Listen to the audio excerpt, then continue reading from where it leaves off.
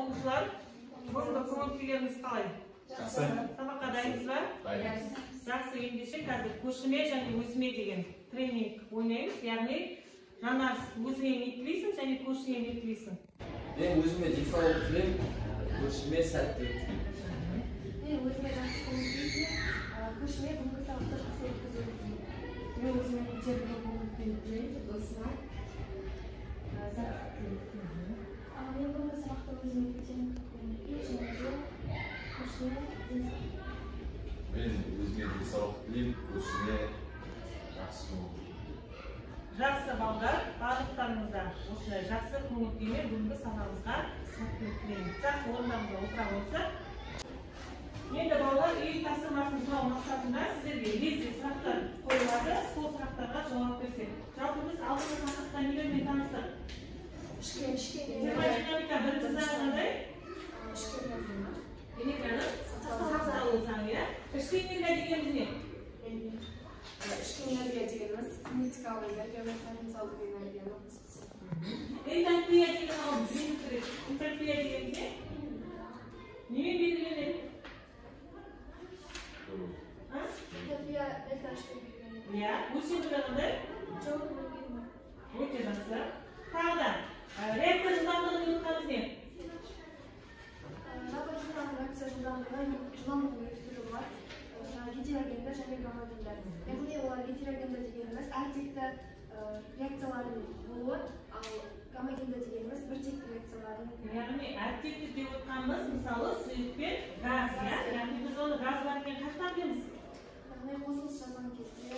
Яғни газ түйіршіктері пайда болады жағдайда, иә? Солардан білеміз, иә? Ал сұйықтық пен сұйықтық қандай? Ол гомогенді болады. Гомогенді болады, иә? Өте жақсы.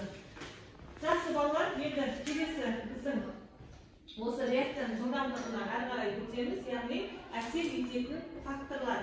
Әсер, да?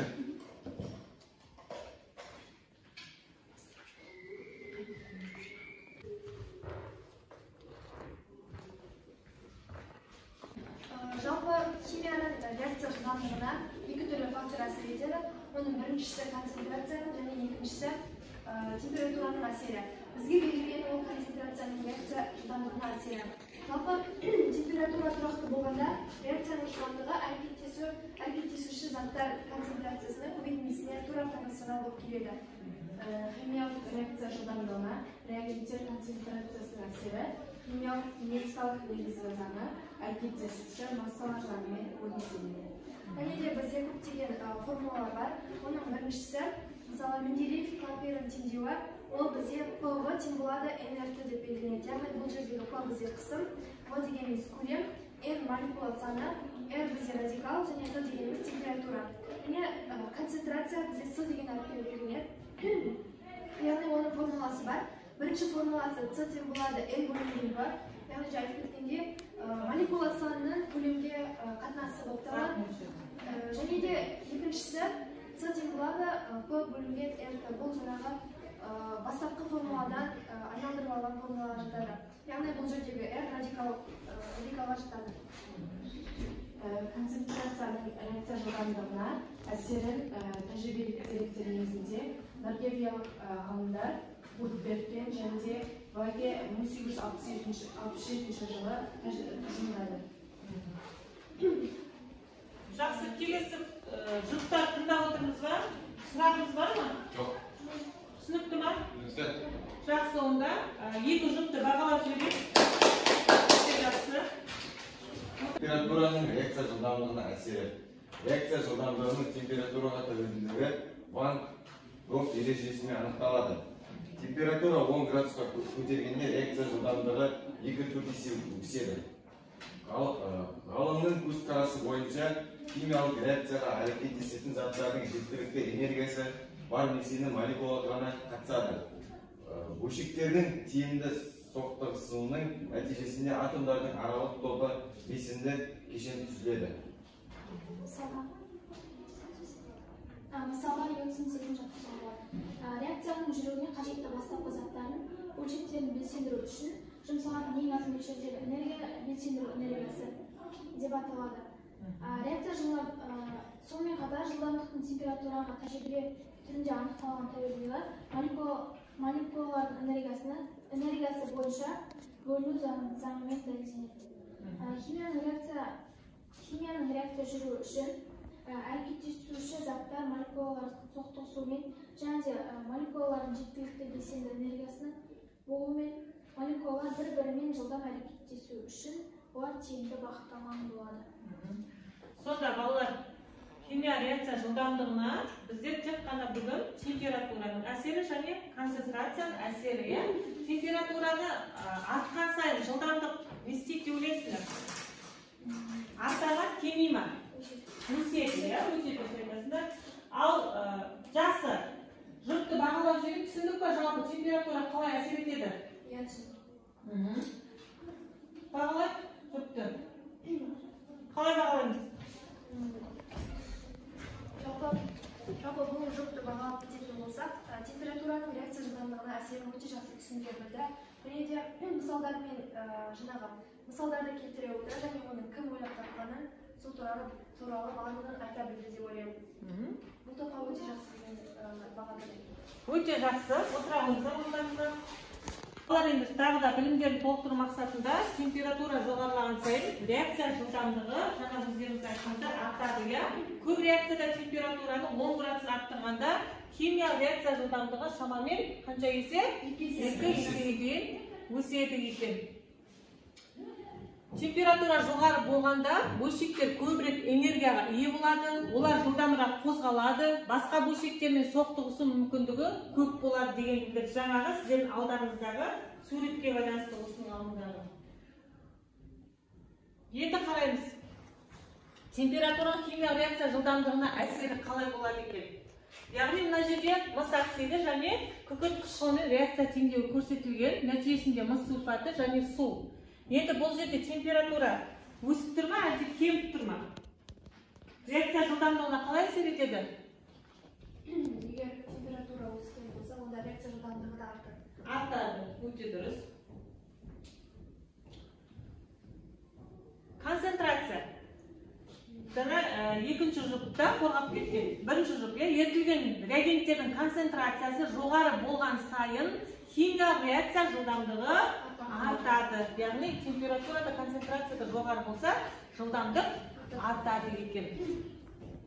Кеңістіктің сол аймағында бөлшектер саны көп болады, бұл бөлшектер көбірек соқтығысады және көбірек реакцияға түседі дегенді білдіреді. Яғни реакция нәтижесінде бөлшектер бір-бірімен істейді, соқтығысады екен. Жақсы балалар, енді осы тақырыпты түсінгеніміз бойынша тапсырмалар орындаймыз. Енді балалар жаңағы өткен тақырып бойынша бекіту тапсырмалары, яғни сіздерге мына жерде қалып қойған сөздері бар, соны толықтырып айтасыздар. Кім айтады? Гүлдәурен. Температура жоғары болған сайын химиялық реакция жылдамдығы да жоғары болады. Өте жақсы, жарайсың. Әрі қарай? Екіншісі. Жоғары температурада бөлшектер кинетикалық энергияға ие болады. Өте жақсы. Үшіншісі? Бұл кезде олар тез қозғалады және басқа бөлшектермен сәтті соқтығысады дегенді білдіреді.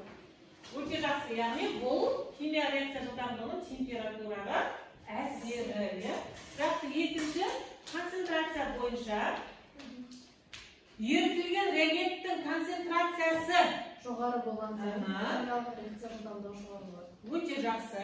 Одан кейін кім оқиды? Аяулым. Концентрация жоғары болған кезде бөлшектердің саны 2 есе артады. Осы кезде бөлшектер Осы кезде бөлшектер тез соқтығысады және реакцияның жылдамдығы жоғары болады дегенді білдіреді. Жақсы, өте жақсы. Жақсы балалар, енді біздер соңғы кері байланыс сіздермен, яғни еркін микрофон.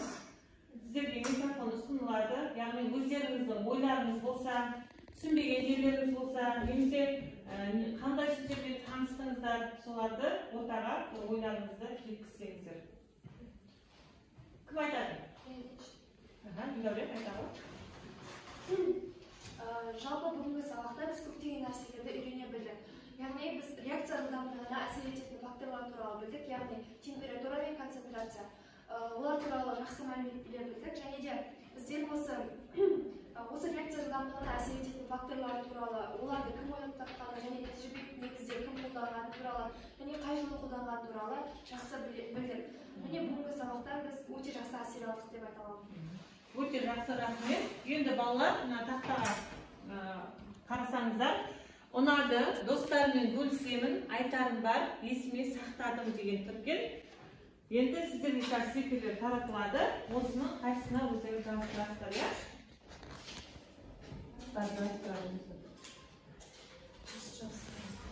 Иә?